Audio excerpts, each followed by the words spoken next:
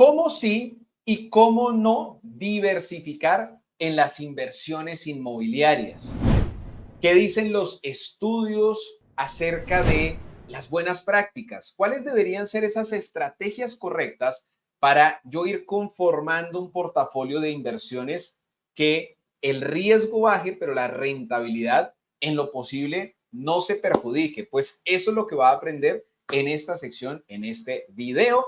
Recuerda que si no se ha suscrito, suscríbase a este canal y active la campanita. Al activar la campanita, lo que hace es que YouTube le notifique cuando hayan nuevos videos de su interés y así pues estamos conectados. Muy bien, pues para mí es un placer enseñar todas las semanas y este tema de hoy quiero decirles que pues más o menos para que ustedes se den una idea, cada tema que les traemos semanalmente implica para cada una de las personas del equipo unas entre 4 a 6 horas de preparación para tener estos 15, 20 minutos con usted. Hay todo un trabajo detrás de investigar, de revisar, de comparar para traerle el oro molido.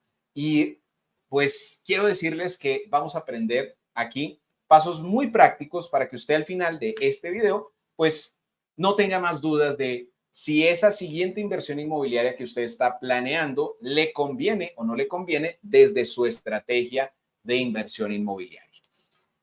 Y esta frase que puse acá, todo el mundo invierte esperando una buena rentabilidad. Me la dijo un inversionista disgustado hace algunos días, porque me escribió y me dijo, Juan Camilo, mira que yo invertí en tal inversión y en tal inversión y pues no hemos tenido los retornos que deseamos y todo el mundo, y tal cual me lo dijo, todo el mundo invierte esperando una buena rentabilidad. Y sí, casi que es obvio eso. Pero la realidad del mercado, la realidad de la vida, la realidad de los negocios es que fluctúan y es que tienen situaciones que debemos como inversionistas y como familias que estamos dispuestos a invertir nuestros recursos conocer. Al final en este canal no venimos a simplemente pintarle un cuento de hadas y decirle, no, amigos, eso es muy fácil, simplemente oprima aquí, usted va a ser libre financieramente en 8 días. ¿Sí? Porque no es así. O sea, la realidad es que hay retos, la realidad es que hay situaciones que hay que aprender a resolver. Y si nosotros le dotamos a usted de esas habilidades, le contamos experiencias reales, pues al final va a tener más herramientas para defenderse y para tomar decisiones con criterio cuando esté allá afuera frente a las inversiones inmobiliarias. Sin embargo, pues como se lo digo, esto no ocurre tan automático como uno desearía y como uno quisiera que ocurra. Ojo a este insight, la mayoría de inversiones son apuestas sobre el crecimiento económico. ¿Qué quiere decir esto? Si a una ciudad le está yendo bien, si en una ciudad hay trabajo, y miren lo que dice acá, todo depende de la expansión continua de la economía global, ¿cierto? Que impacta a todo el mundo y empieza, digamos que a afectar, ejemplo, si yo tengo una inversión en Colombia y a Colombia le está yendo bien, pues lo más probable es que las inversiones estén andando, porque de la economía se desprenden un montón de consecuencias. Si hay alta productividad en el país, entonces la gente está trabajando y si está trabajando están recibiendo ingresos, y si están recibiendo ingresos, entonces hay excedentes y si hay excedentes, entonces puedo ahorrar y si puedo ahorrar, entonces puedo invertir, ¿cierto? Y entonces hay un círculo virtuoso. Pero también cuando no hay trabajo y hay desempleo, entonces no hay ingresos y cuando no hay ingresos empiezo a entrar en una temporada de reducir mis gastos y de tener austeridad en el manejo de mis finanzas y entonces no tengo muchos ahorros, entonces no puedo hacer inversión, ¿cierto? Se desata todo lo contrario. Y este es el insight que quiero que tenga aquí presente. A menor crecimiento económico, pues menores rentabilidades van a dar los proyectos. Y a mayor crecimiento económico, mayores rentabilidades van a tener. De ahí la importancia de estar enterados. Yo me acuerdo, y eso, ojalá qué rico que usted invite a sus hijos adolescentes, a su pareja, siempre se lo invitamos, porque una familia que se educa unida es una familia que crece con esperanza, que crece alineada en valores, en donde el dinero en vez de ser motivo de conflicto y de discordia y de caos, se vuelve motivo de emprender proyectos juntos, de tomar decisiones juntos. Si su esposo está por ahí, su esposa está por ahí mientras me está escuchando, invítala en este momento a que se eduquen juntos. En verdad, este es de los temas que deberían estar alineados como familia. Y si usted tiene hijos adolescentes, desde ya, empiécelos a invitar. Y entonces, este insight que nos dice esta diapositiva es, yo debo estar monitoreando cómo va la economía. Yo me acuerdo cuando yo era adolescente, a mí estos temas me parecían súper aburridos. Sí, pues uno como que escuchaba eso de subió el dólar, bajó el dólar, el desempleo subió, bajó. ¿Qué interesa? Sí, eso para mí, ¿qué me importa? Pues nos importa mucho porque impacta directamente las inversiones que tenemos. ¿Qué impulsa el crecimiento económico? En términos generales, es el cambio en la productividad y la población en edad de trabajar. Entre un país, más gente activa tiene trabajando y la gente está trabajando más, ¿cierto? O sea, están emprendiendo, de ahí que a los países les interesa que la gente emprenda y que las empresas les vaya bien, porque eso implica mayores ingresos, mayor productividad del país. Por el contrario, si todo el mundo está echado a la locha y no hace nada y este cuentico de libertad financiera y retírate rápido y no trabajes, se propaga como un virus, como se ha propagado en los años. Entonces, lo que pasa es que la gente se vuelve perezosa y la gente, entonces, tenemos el problema que hoy tiene la generación Z y es que la principal expectativa de sobrevivir o de ganar dinero es comprando y vendiendo criptomonedas o apostando en apuestas deportivas, ¿sí? Y eso es un cáncer para la sociedad, porque lo que hace es robar la productividad de los países y por ende, pues bajan los indicadores y por ende nos afectan en nuestras rentabilidades. Entonces, pégale ahí el codazo a su chino. Espero usted no sea de los que apuesta, se lo digo con amor, con cariño, no va alineado a los valores y principios que Dios quiere para su vida. Y si usted lo viene haciendo, tranquilo, no lo estoy juzgando. Todos hemos cometido muchos errores, pero sí es un jaloncito ahí de orejas para que reconozcamos que esa no es la vía para avanzar económica. Entonces, la pregunta es, oye, ¿y será posible adivinar el futuro? Si estamos hablando de diversificación y entonces la diversificación va asociada al riesgo y demás, ¿será posible adivinar el futuro? Hagamos un ejemplo. Este ejemplo lo vamos a hacer con estas tres situaciones. Y yo le quiero hacer una pregunta. ¿Cuál será más probable de que ocurra? Situación número 1, que extraterrestres aterricen en la Tierra. ¿Sí? ¿Qué tan probable es de que eso ocurra hoy? ¿Sí? Aquí mientras estamos en este live. Échele ahí cabecita, haga sus apuestas, ahí sí. Segundo, que llueva en Bogotá. ¿Qué tan probable sería que en este momento de repente se venga el agua? O lo tercero es que mañana amanezca. Son tres situaciones random, pero que al final podríamos calcular una probabilidad. Bueno, la probabilidad lo que nos dice que extraterrestres aterricen en la Tierra es 0%. Nunca han aterrizado extraterrestres en la Tierra, no existen extraterrestres en la Tierra, no crea bobadas, ¿sí? La probabilidad es 0. ¿Qué probabilidad hay que llueva en Bogotá? Bueno, pues hice el ejercicio, le pregunté a la inteligencia artificial y según los pronósticos y demás, hay un 21% de probabilidad de que llueva en Bogotá. ¿Por qué? Porque se toma una data del pasado y entonces se mira cuántos días se ha llovido, cuántos días no ha llovido y dependiendo de la fecha del año en la que estamos. Y un montón de cálculos que nos da una probabilidad. Ahora, ¿qué probabilidad hay de que mañana amanezca? 100% de probabilidad. Porque de todo lo que lleva en la historia, todos los días ha amanecido. ¿Sí? Amanece, anochece, amanece, anochece. Entonces, ¿qué tiene que ver esto con inversiones inmobiliarias, Juan Camilo? Tiene que ver todo, porque estamos hablando de análisis de riesgos y de diversificar esos riesgos. Los riesgos individuales, independientes, son impredecibles. Ya les voy a dar un ejemplo, pero la frecuencia con la que esos riesgos tienden a materializarse en una población grande es en gran medida predecible. Y aquí hay un ejemplo para entenderlo mejor. Nunca sabemos si nos vamos a ver involucrados en un choque de autos mientras conducimos, ¿cierto? No sabemos si mañana que usted tome su auto, no se sabe si usted va a tener un choque. Pero el número total de accidentes de ese tipo en un mes, en una determinada región, es mucho más predecible.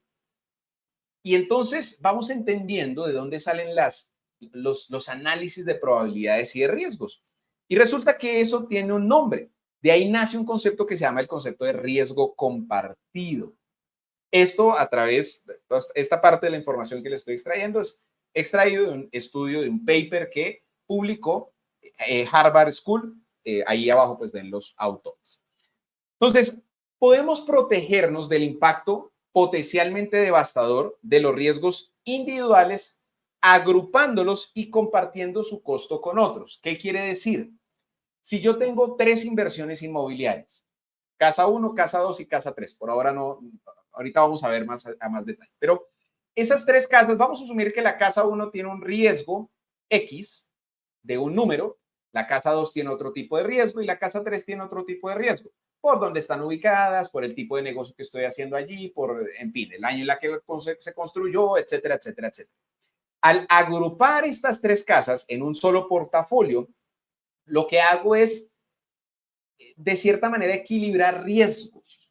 Sí, eso es lo que busca la diversificación, que quizás si la casa 1 de pronto tiene un negocio muy interesante, vamos a suponer que la casa 1 está ubicada en una ciudad donde Airbnb está explotando una cosa locura, las rentas turísticas están explotando, pero el gobierno está analizando poner una nueva medida que cambiaría totalmente el negocio. ¿Sí? Tiene un riesgo altísimo, pero está generando muy buena rentabilidad. Pero por el otro lado, en la propiedad 3, tengo un terreno que compré en una zona donde hay una plusvalía que está creciendo año con año y tengo muchos menos riesgos. Al tener yo esto en un mismo portafolio, lo que hago es reducir el riesgo total de mi portafolio. ¿Vamos bien hasta acá? Póngame un sí ahí en los comentarios. Sí, vamos bien hasta acá. Entonces, para ir avanzando, de ahí nace el concepto de diversificación. Y resulta que hay 2 modelos o 2 teorías en el mundo de la diversificación. La primera la hemos escuchado todos y es, oiga, no ponga todos los huevos en la misma canasta. No se le ocurra poner todos los huevos en la misma canasta.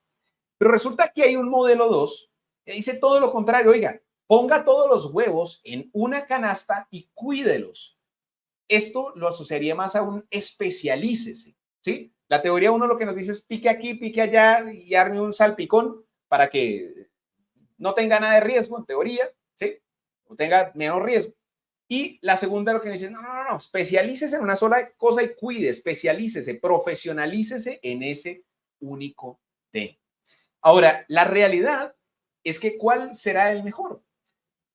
Son 2 estrategias diferentes y las 2 nos ponen en polos totalmente opuestos. Y aquí, digamos que voy a generar como el extremo de la derecha y el extremo de la izquierda, pero no asociemos esto a política, por favor, ¿sí? Entonces, por un lado tengo la corriente de, oiga, diversifique un montón, y por el otro lado tengo, no diversifique tanto y especialícese.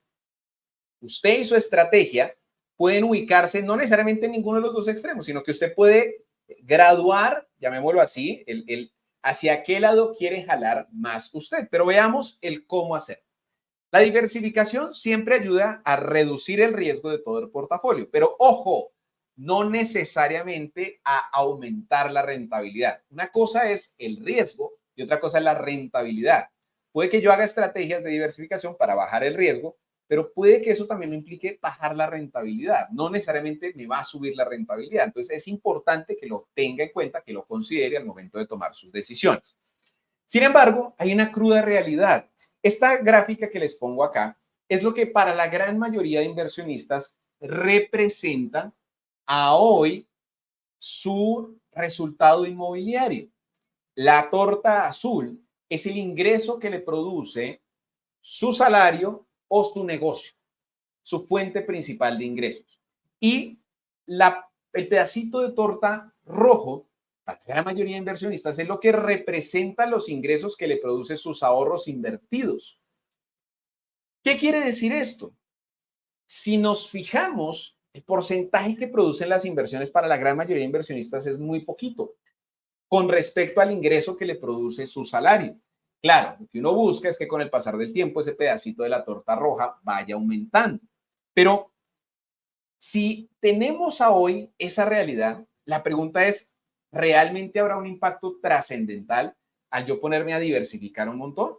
Si mi fuente principal de ingresos, de mis ingresos promedio del año, vamos a suponer que el 95% de los ingresos provienen de mi actividad principal y tan solo el 5% provienen de los rendimientos que me generan mis inversiones.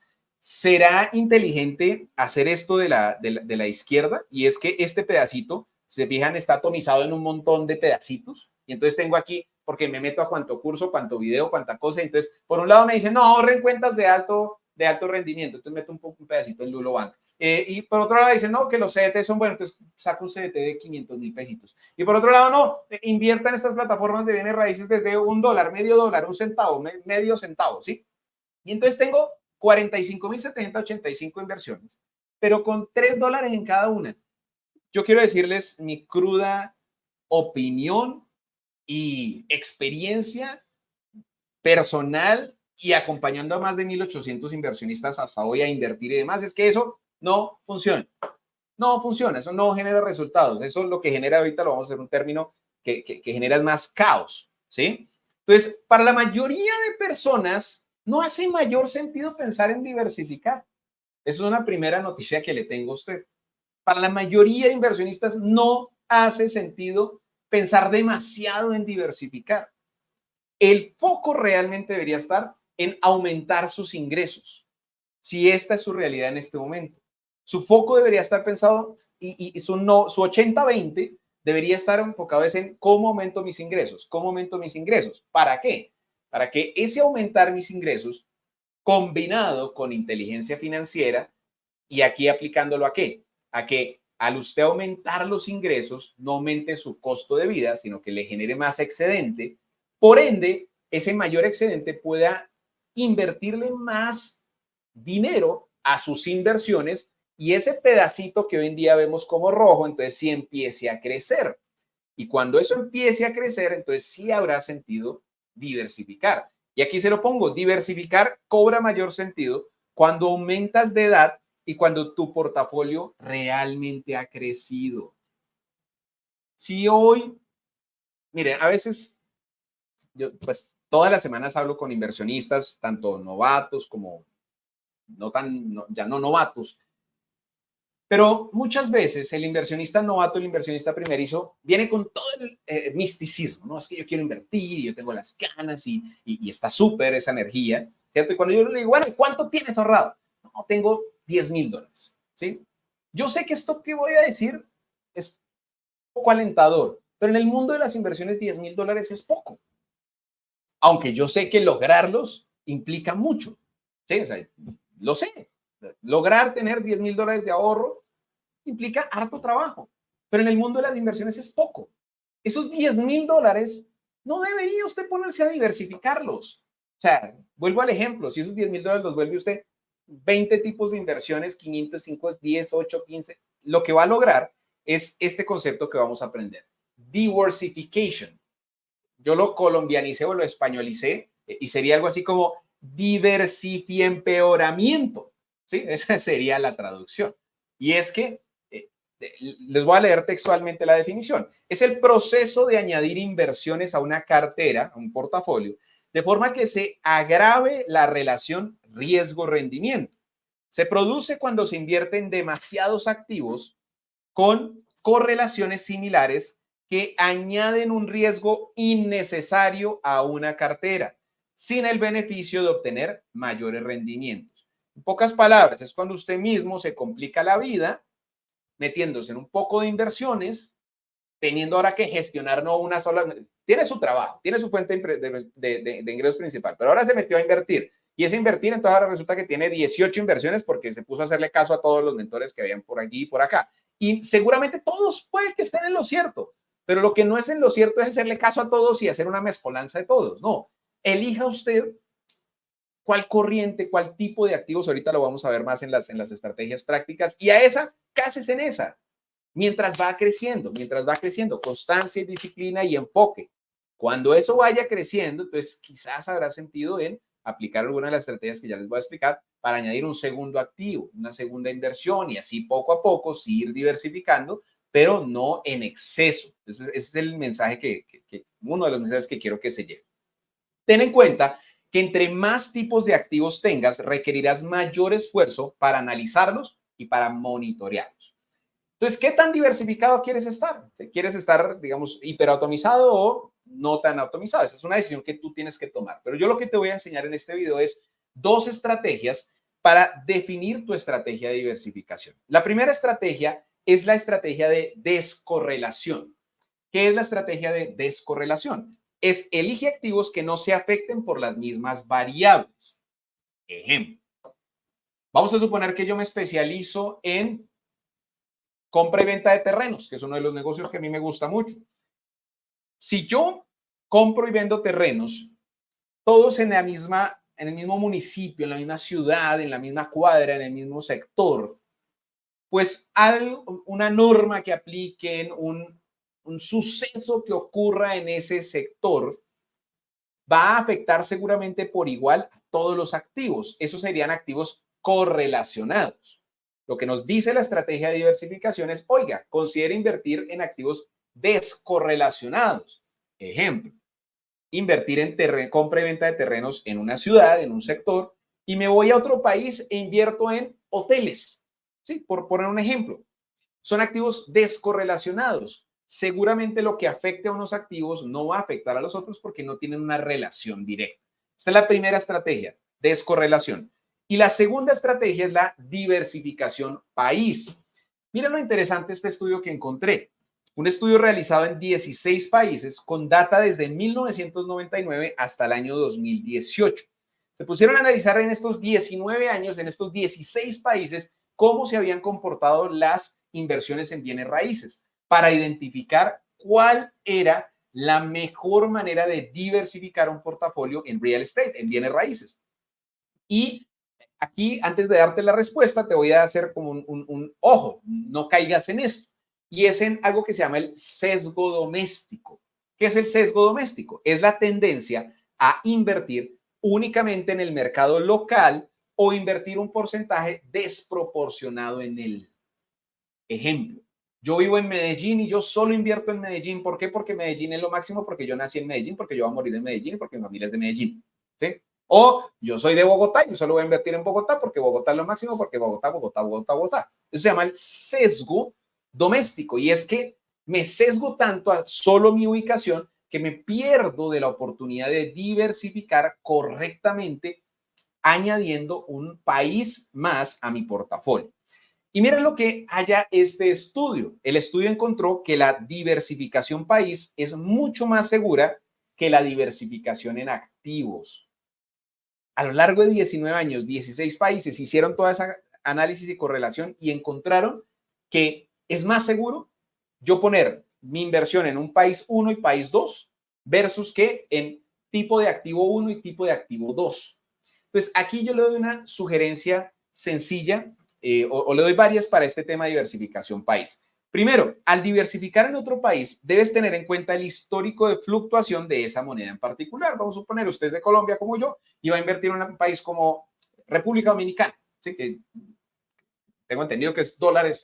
Yo no he invertido en República Dominicana, pues simplemente el ejemplo. ¿Sí? Pero si la inversión es en dólar, pues yo tendría que ver cómo ha fluctuado el dólar en ese país. O voy a invertir en Estados Unidos, pues también el dólar. O en México, donde sí tenemos la experiencia, pues igualmente aplica el peso mexicano con respecto al dólar. Tengo que analizar cómo se ha comportado la moneda de ese país donde quiero estudiar. Y ten en cuenta que usualmente son más costosos y limitados los créditos cuando tú eres extranjero en un país. Eso es algo que debes tener en cuenta. A ti normalmente te van a prestar más fácil dinero en tu país que en un país extranjero. No estoy diciendo que nunca te vayan a prestar en un país extranjero. Lo que estoy diciendo es que es más difícil que te presten en un país extranjero y que normalmente es más costoso con respecto a las tarifas que le dan a los nacionales. Esto simplemente te lo doy como disclaimer para que lo consideres dentro de tu estrategia. Y cierro con esto, amigos. Para aplicar la estrategia de diversificación país, hay dos maneras de hacerlo. La manera recomendada y la manera poco recomendada. La manera recomendada es la estrategia top-down, que es la estrategia que vemos aquí en pantalla. ¿Por qué se llama top-down? Empieza desde lo alto hasta abajo. En lo alto tenemos definir el país. ¿Sí? El primer paso sería definir el país donde voy a invertir. Voy a poner un ejemplo con el ejemplo de nosotros, México. ¿Sí? Entonces, ok, voy a invertir en México. Ahorita les voy a dar algunos tips para elegir país. Luego, elige el tipo de activo. Quiero invertir en hoteles, quiero invertir en terrenos, quiero invertir en oficinas, quiero invertir en bodegas. Y luego, el activo específico. Si yo elegí, ejemplo, hoteles. Bueno, voy a invertir en este hotel en particular. ¿Sí? Esa sería la estrategia top-down. Algunas recomendaciones para elegir país. Primero, ten en cuenta los datos macroeconómicos. Segundo, básate en experiencia tuya o de quienes administran en esos mercados en particulares, en pocas palabras, personas, empresas que tengas afines, que tengan experiencia en ese mercado o una experiencia tuya que tengas en ese mercado. 3, proximidad geográfica. En mi sugerencia, no inviertas extremadamente lejos de tu país. O sea, si estamos en Colombia, voy a decir cualquier cosa. En Rusia, seguramente que hay buenas oportunidades de inversión, pero eso queda en la conchinchina, ¿sí? O sea, imagínense, para cualquier trámite, para cualquier cosa sería algo muy difícil. Dubái, en fin, hay muchos mercados que seguramente son muy interesantes, pero sí sugeriría ver mercados en donde yo pueda tomar un vuelo y estar allá. Estados Unidos, República Dominicana, México, Panamá, Ecuador, Argentina, en fin. Y cuarto, facilidad para encontrar oportunidades, bien sea por, no sé, contactos que tienes, facilidad del idioma, facilidad cultural, son aspectos que empiezan a inclinar más hacia un país o hacia otro. Entonces, esta es la estrategia recomendada y la estrategia no recomendada es al contrario, que se llama la bottom up. Y sería al contrario, primero elijo el activo, después me pregunto por qué elegí en ese activo y después me pregunto por qué invertí en ese país. Esa sería la manera incorrecta, ¿sí? Vuelvo y digo, la manera correcta es primero piensa en el país, luego el tipo de activo y finalmente el activo específico. Y cierro con esto, amigo, 5 consejos muy rápidos adicionales para usted reducir el riesgo. El primero es compre por debajo del precio del mercado. Es la estrategia más segura para usted tener una utilidad en una compra de un bien inmueble, comprar por debajo del precio. Segundo, ten al alcance equipo de expertos, ten al alcance personas que tengan experiencia real en bienes raíces en ese país, en ese tipo de activo que tú estás considerando y en ese activo específico que vas a invertir. Tercero, verifica el track record, es decir, el pasado de rentabilidades de ese tipo de activos. Cuarto, no tomes decisiones solo porque un conocido sin experiencia te recomienda, ¿sí? Ay, es que mi tía compró en ese edificio tan bonito y por eso invertí. Está muy bien, pero tu tía es experta en bienes raíces. Puede que sea la tía, está súper, pero no te dejes guiar únicamente por consejos de gente que seguramente tú confías, pero que no tienen experiencia. Ten ojo en eso porque es un error clásico. Y quinto, construye tus reglas de inversión. Ejemplo, una regla de inversión que nosotros pusimos con mi esposa fue el 70% de inversiones invertirlo fuera de Colombia y el 30% dentro de Colombia. Esa regla podemos cambiarla en algún momento, pero cuando decidimos crear esa regla, eso nos permitió decidir en dónde entrábamos y dónde nos quedábamos. Otra regla de inversión, por ejemplo, que yo tengo es que yo quiero dejarle rentas comerciales a mis hijos. Entonces, esa es una regla de inversión. Y así sucesivamente, tú puedes ir construyendo tus reglas de inversión y eso lo que te va a facilitar es la toma de decisiones para diversificar tu portafolio. Como siempre, me gusta dejarles esta pildorita basada en la Biblia y esta vez en Eclesiastés 11, versículos 2 y 4, fíjense este oro. Coloca tus inversiones en varios lugares porque no sabes qué riesgos podría haber más adelante. El agricultor que espera el clima perfecto nunca siembra. Si contempla cada nube, nunca cosecha. ¿Qué es lo que te está diciendo esto? En el primero, oiga, diversifique, coloque sus inversiones en varios lugares porque pueden haber riesgos. Mire, es muy bonita, la Biblia habla de muchos temas. Casi que acá le falta decir y aplique la estrategia top-down, ¿sí? Y el segundo versículo nos dice, el agricultor que espera el clima perfecto nunca siembra. O sea, lo voy a llevar a inversionista. El inversionista que espera el clima perfecto, o sea, que espera que todo esté perfecto para invertir, nunca va a invertir, nunca va a sembrar su dinero. Si contempla cada nube, nunca cosecha. O sea, si en exceso se preocupa por cada cosita, cada nube, al exceso, nunca va a cosechar, nunca va a dar fruto. ¿Esto qué es lo que te quiere decir? Que tienes que tomar acción, que tienes que analizar, sí, pero también llega un punto en el que ya hay que dar el paso de invertir. Si te quedas todo el tiempo analizando, eso no te va a llevar a nada. Conclusión, amigos, diversificar es una sana recomendación. Avanza con convicción, evaluando cada decisión. Si quieres aprender más de bienes raíces, si quieres ser parte de una comunidad, ¿qué tienes que hacer? Tenemos una comunidad gratuita en WhatsApp, te la vamos a dejar aquí en la descripción y en el primer comentario de este video simplemente dale clic allí y así estarás enterado de los próximos videos, eventos en vivo y demás sorpresas que tenemos para ti y para tu familia. Así que únete a la comunidad de WhatsApp.